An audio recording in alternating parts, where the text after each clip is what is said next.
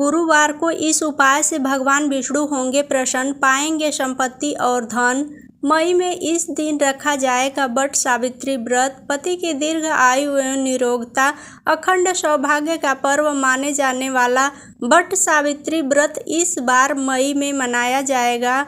हर साल जेठ मास के अमावस्या को वट सावित्री व्रत किया जाता है।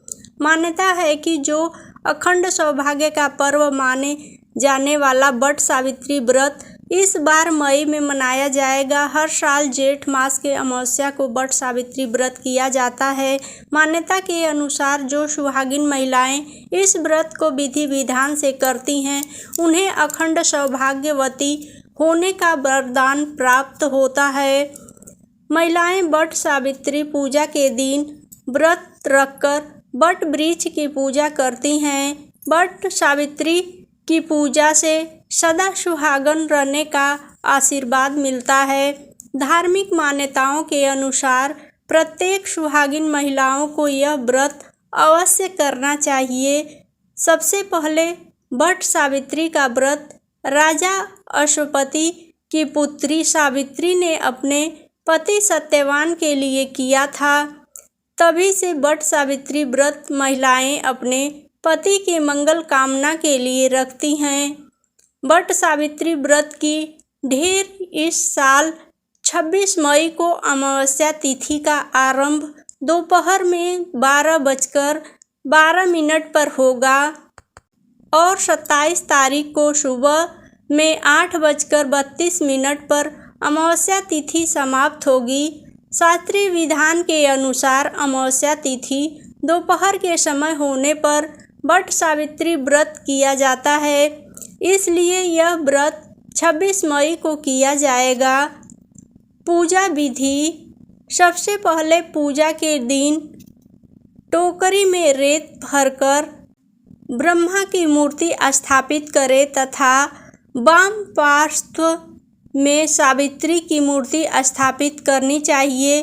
दूसरी टोकरी में सत्यवान सावित्री की मूर्ति स्थापित करें। दोनों टोकरियों को वट वृक्ष के नीचे रखें। सबसे पहले ब्रह्मा सावित्री की पूजा करें, फिर सत्यवान और सावित्री की पूजा करें। इसके बाद वट वृक्ष को पानी दें। जल, फूल, मोली, रोरी, कच्चा सूत, चना, गुड़ तथा धूप दीप से पूजा करें। जल चढ़ाकर वृक्ष के चारों ओर कच्चा धागा लपेटकर 3 बार परिक्रमा करें। वट के पत्तों की माला पहनकर कथा का श्रवण करें। वट सावित्री पूजा सामग्री की लिस्ट।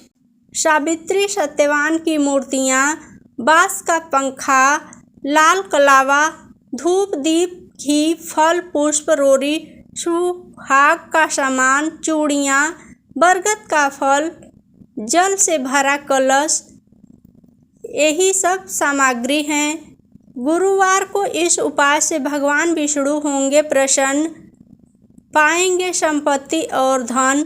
गुरुवार के दिन भगवान विष्णु की पूजा करने और व्रत रखने का खास महत्व होता है। इससे व्यक्ति को शुभ फल की प्राप्ति होती है। वहीं ज्योतिष शास्त्र में कुछ ऐसे उपाय भी बताए गए हैं जिन्हें करने से विष्णु जी प्रसन्न हो सकते हैं और उनकी कृपा व्यक्ति को प्राप्त होती है। गुरुवार के दिन इन उपायों को करना विशेष रूप से फलदायी साबित हो सकता है। हिंदू धर्म में सप्ताह का हर दिन किसी न किसी देवी देवता को समर्पित माना जाता है। इसी प्रकार गुरुवार का दिन भगवान विष्णु और बृहस्पति देव को समर्पित होता है। ऐसे में इस दिन भक्त विष्णु जी की विशेष पूजा अर्चना करते हैं और व्रत भी रखते हैं। ऐसा करने से व्यक्ति को अत्यंत शुभ फल की प्राप्ति होती है। वहीं ज्योतिष शास्त्र में कुछ ऐसे उपाय भी बताए गए हैं जिन्हें हर गुरुवार के दिन करने से भगवान विष्णु प्रसन्न हो सकते हैं और उनकी कृपा जातक को प्राप्त होती है। अगर आप इन उपायों को पूरी श्रद्धा पूर्वक करते हैं तो इससे जीवन में सुख शांति आने लगती है और पैसों की तंगी से भी छुटकारा मिल सकता है। ऐसे में आइए विस्तार से जानें विष्णु जी को प्रसन्न करने के लिए विशेष उपाय। गुरुवार के दिन भगवान विष्णु की पूजा करने के साथ साथ आप श्री विष्णु स्तोत्र या विष्णु सहस्त्र नाम का पाठ कर सकते हैं। इसके लिए सुबह जल्दी उठकर स्नान करें और साफ वस्त्र धारण कर लें। अब आसन पर बैठकर मन में भगवान विष्णु का ध्यान करें और श्री विष्णु स्तोत्र का पाठ करना शुरू कर दें।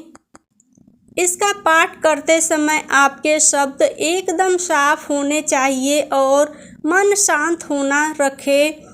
श्रद्धा भाव और शांति से स्पष्ट आवाज में श्री विष्णु स्तोत्र का विष्णु सहस्त्र नाम का पाठ करना बहुत फलदायी माना जाता है।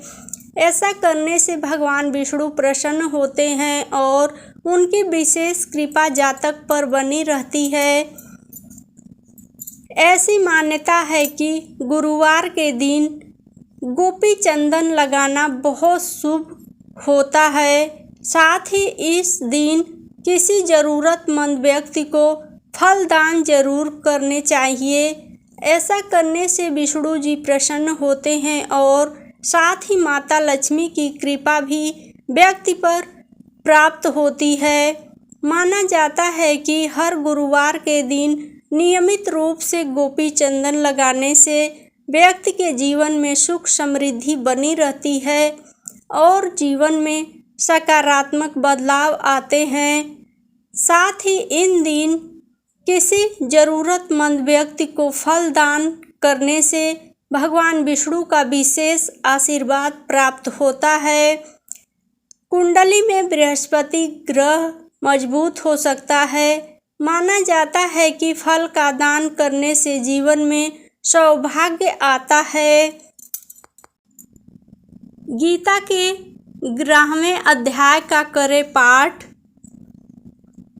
माना जाता है कि प्रत्येक गुरुवार के दिन नियमित रूप से गीता के 11वें अध्याय का पाठ करना चाहिए। इस अध्याय में भगवान कृष्ण ने अर्जुन को अपना विश्व रूप दर्शन कराया था।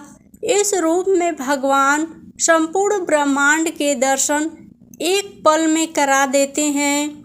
अगर आप हर गुरुवार के दिन इस अध्याय का पाठ करते हैं तो इससे परम ज्ञान की प्राप्ति हो सकती है और भगवान विष्णु की कृपा प्राप्त होती है। गीता के इस अध्याय का पाठ करने से व्यक्ति के जीवन में नकारात्मकता दूर होती है और इसकी जगह सकारात्मकता आने लगती है। विष्णु जी के मंदिर जाकर करें यह काम। हर गुरुवार के दिन भगवान विष्णु के मंदिर जरूर जाएं और उनके अवतारों के दर्शन करें। ऐसा करने से विष्णु जी प्रसन्न होते हैं और जीवन के दुखों से मुक्ति मिल सकती है। साथ ही मंदिर में चने की दाल और गुड़ का दान जरूर करें। इससे जरूरी कार्यों में आ रही अड़चनें दूर होती है और सफलता हासिल हो सकती है। साथ ही इस आसान उपाय को करने से व्यक्ति को धन की समस्या से भी निजात मिल सकती है और जीवन में धन आने के अन्य मार्ग खुलते हैं। अगर आप मंदिर में चने की दाल और गुड़ का दान न कर पाएँ तो इसकी जगह गाय को चने की दाल और गुड़ खिला दें। ऐसा करने से जीवन में खुशहाली आने लगती है। गुरुवार के दिन न करें यह काम। ऐसी मान्यता है कि गुरुवार के दिन भूल कर भी किसी को उधार नहीं देना चाहिए और ना ही किसी से उधार लेना चाहिए। इस दिन उधार देने से आपका पैसा वापस मिलने की कम उम्मीद होती है।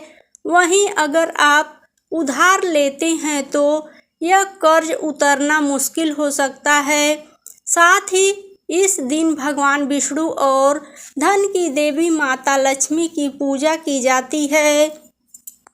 ऐसे में इस दिन उधार देना या लेना शुभ नहीं माना जाता है।